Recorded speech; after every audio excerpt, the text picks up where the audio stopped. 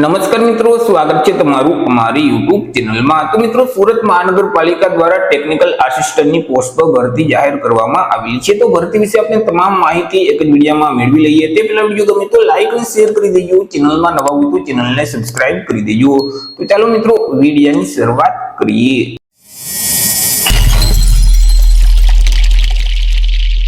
તો મિત્રો, આજે ભરતી છે તે સુરત મહાનગરપાલિકા દ્વારા બહાર પાડવામાં આવેલી છે। સુરત મહાનગરપાલિકામાં જે ટેકનિકલ આસિસ્ટન્ટની જગ્યાઓ ખાલી છે, તો આ ખાલી જગ્યાઓ સીધી ભરતીથી ભરવા માટે લાયકાત ધરાવતા ઉમેદવાર પાસેથી અરજી ફોર્મ મંગાવવામાં આવેલા છે। તો સૌથી પહેલા તો વાત કરી લઈએ આપણે કંઈક અગત્યની તારીખ વિશે। મિત્રો, આજે ભરતી છે તેમાં જો તમારે અરજી કરવી હોય તો ઓનલાઈન અરજી ફોર્મ ભરવાનું રહેશે। ઓનલાઈન અરજી ફોર્મ છે તે 1 એપ્રિલ 2026 થી શરૂ કરવામાં આવશે।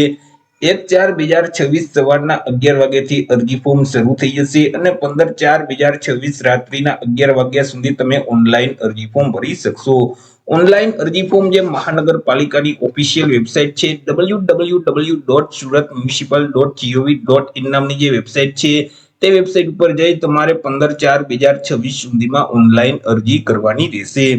મિત્રો, તમે જો ઘર બેઠા જ આ ભરતીમાં અરજી ફોર્મ ભરાવવા માંગતા હોય તો અમારા જે WhatsApp નંબર છે 6352228352, આ નંબર પર તમે WhatsApp પર મેસેજ કરશો કે અમારે એસએમસી ટેકનિકલ આસિસ્ટન્ટમાં અરજી ફોર્મ ભરવું છે, તો તમને નજીવી ફી સાથે ઘર બેઠા જ ઓનલાઈન અરજી કરી દેવામાં આવશે। વાત કરી લઈએ મિત્રો જગ્યા વિશે કે કુલ કેટલી જગ્યા છે અને કેટેગરી મુજબ કેટલી જગ્યા રહેશે।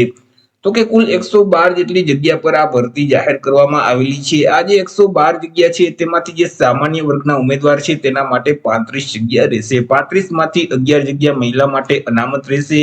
ઈડબ્લ્યુએસ એટલે કે આર્થિક રીતે નબળા વર્ગના જે ઉમેદવાર છે તેના માટે 34 જગ્યા છે। 34 માંથી 11 જગ્યા મહિલા માટે અનામત રહેશે।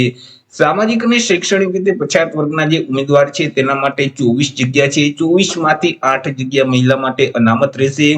એસી એટલે કે અનુસૂચિત જાતિના ઉમેદવાર માટે 7 જગ્યા છે। 7 માંથી 2 જગ્યા મહિલા માટે અનામત રહેશે। જ્યારે અનુસૂચિત જનજાતિ એટલે કે એસટી કેટેગરીના જે ઉમેદવાર છે તેના માટે 12 જગ્યા છે। 12 માંથી 4 જગ્યા મહિલા માટે અનામત રહેશે। આવી રીતે કુલ 112 જેટલી જગ્યા પર આજે ભરતી જાહેર કરવામાં આવેલી છે, તેમાં 21 જગ્યા શારીરિક રીતે દિવ્યાંગતા ધરાવતા ઉમેદવાર માટે અનામત રહેશે। વાત કરી લઈએ મિત્રો પે સ્કેલ એટલે કે પગાર ધોરણ વિશે કે ઉમેદવારોને કયા પગાર ધોરણ મુજબ પગાર આપવામાં આવશે। તો ઉમેદવારોને પ્રથમ 3 વર્ષ સુધી તો ફિક્સ પગાર છે તે મળવા પાત્ર થશે। દર મહિને ₹16,500 ફિક્સ પગાર આપવામાં આવશે। 3 વર્ષ પૂરા થઈ જશે એટલે પે મેટ્રિક લેવલ 4 મુજબ ઉમેદવારોને પગાર છે તે આપવામાં આવશે। એટલે કે ₹25,500 થી લઈ 81,100 નું જે પગાર ધોરણ છે તે મુજબ ઉમેદવારોને પગાર મળવા પાત્ર થશે। વાત કરી લઈએ આપણે એજ લિમિટ એટલે કે વય મર્યાદા વિશે કે અરજી ફોર્મ ભરવા માટે ઉમેદવારની ઉંમર કેટલી હોવી જોઈએ। તો કે અહીં ઉમેદવારોએ અરજી ફોર્મ ભરવાની જે છેલ્લી તારીખ છે 15/4/2026 તે તારીખને ધ્યાનમાં રાખી પોતાની ઉંમરની ગણતરી કરવાની રહેશે।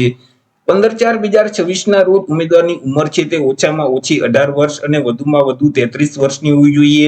પરંતુ અહીં જે અનામત વર્ગના ઉમેદવાર છે તો તેઓને સરકારશ્રીના નિયમ અનુસાર ઉંમરમાં છૂટછાટ આપવામાં આવશે। જેમ કે સામાન્ય વર્ગની જે મહિલા ઉમેદવાર છે તો તેઓને 5 વર્ષની ઉંમરમાં છૂટછાટ આપવામાં આવશે।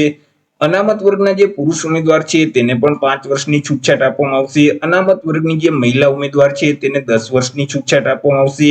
શારીરિક રીતે વિકલાંગતા ધરાવતા સામાન્ય વર્ગના જે પુરુષ ઉમેદવાર છે તેમને 10 વર્ષની, જ્યારે સામાન્ય વર્ગની મહિલા ઉમેદવાર છે તેઓને 15 વર્ષની છૂટછાટ આપવામાં આવશે।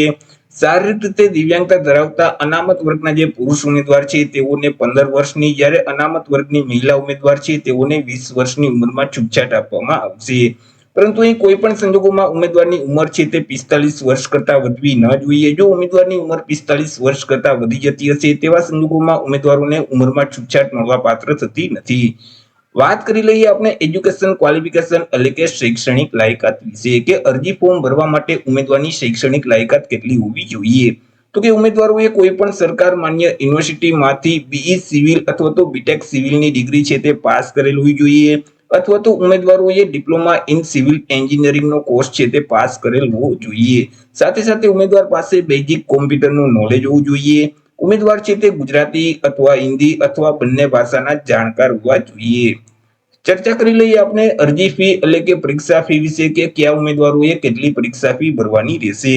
તો તો અહીં તમામ વર્ગના ઉમેદવારોએ પરીક્ષા ફી છે તે ભરવાની છે. પરીક્ષા ફી તમારે ઓનલાઈન જ ભરવાની રહેશે. તમે net banking, credit card, debit card અથવા તો યુપીઆઈ ના માધ્યમથી પરીક્ષા ફી ભરી શકશો. અહીં જે સામાન્ય વર્ગના ઉમેદવાર છે, પુરુષ ઉમેદવાર, તેઓએ 500 રૂપિયા ફી ભરવાની રહેશે.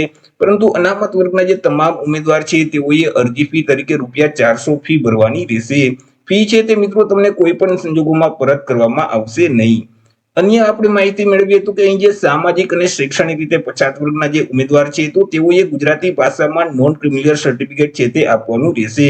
અને આ જે સર્ટિફિકેટ છે તે 1/4/2024 થી લઈ અને 15/4/2026 ના સમયગાળા દરમિયાન મેળવેલ હશે તો તે સર્ટિફિકેટ માન્ય ગણાશે. એવી જ રીતે ઈડબ્લ્યુએસ એટલે કે આર્થિક રીતે નબળા વર્ગના જે ઉમેદવાર છે તેઓએ ગુજરાતી ભાષામાં ઈડબ્લ્યુએસ નું પ્રમાણપત્ર આપવાનું રહેશે. આ જે પ્રમાણપત્ર છે તે 16/4/2023 થી લઈ અને 15/4/2026 ના સમયગાળા દરમિયાન મેળવેલ હશે તો તે સર્ટિફિકેટ માન્ય ગણવામાં આવશે. ઉમેદવારોએ ફોર્મ ભરતી વખતે ફોટો અને સિગ્નેચર અપલોડ કરવાના રહેશે. અહીં જેપીજી અથવા તો જેપીજી કે પીએનજી ફોર્મેટમાં તમારે ફોટો અને સિગ્નેચર અપલોડ કરવાના રહેશે કે જેમાં ફોટાની ફાઇલની સાઇઝ છે તે વધુમાં વધુ 150 KB સુધી હોવી જોઈએ, જ્યારે સહીની જે ફાઇલની સાઇઝ છે તે વધુમાં વધુ 50 KB સુધી હોવી જોઈએ. સફેદ કાગળ પર બ્લુ કે કાળા કલરમાં સહી કરી અને ઉમેદવારોએ સહીનો ફોટો છે તે અપલોડ કરવાનો રહેશે. અહીં મિત્રો ઉમેદવારનું સિલેક્શન છે તે એક સ્પર્ધાત્મક પરીક્ષાના માધ્યમથી કરવામાં આવશે. તેનો વિગતવાર અભ્યાસક્રમ મહાનગરપાલિકા ટૂંક સમયમાં જ પોતાની ઓફિશિયલ વેબસાઇટ ઉપર જાહેર કરશે. જ્યારે અભ્યાસક્રમ જાહેર થશે એટલે ફરીથી એક નવો વિડીયો અપલોડ કરી દેશું. તો એ રીતે મિત્રો સુરત મહાનગરપાલિકા દ્વારા ટેકનિકલ આસિસ્ટન્ટની પોસ્ટ પર ભરતી જાહેર કરવામાં આવેલી છે. તો આશા રાખું છું વિડીયો પસંદ પડ્યો હશે. વિડીયો પસંદ પડ્યો તો લાઈક અને શેર કરી દેજો. ચેનલમાં નવા હોય તો ચેનલને સબસ્ક્રાઇબ કરી દેજો. મળીશું એક નવા ટોપિક સાથે એક નવા વિડીયોમાં. ત્યાં સુધી જય હિન્દ, વંદે માતરમ.